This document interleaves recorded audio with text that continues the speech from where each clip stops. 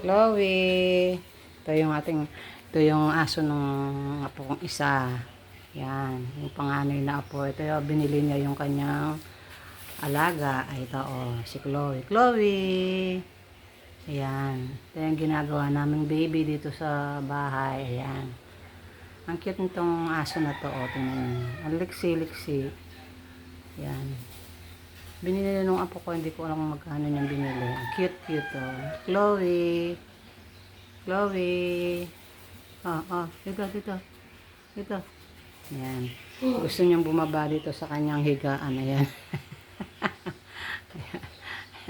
Ano? Ano? Ano?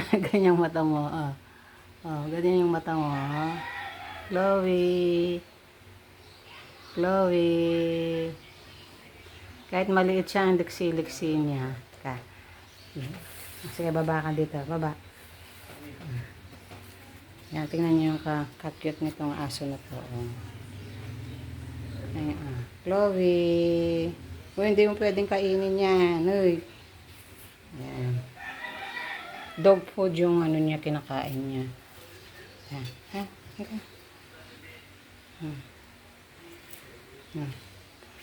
Chloe, ang liksi-liksi niya. Dito ka na, ha? Dito ka na sa bahay, sa kwarto mo, no?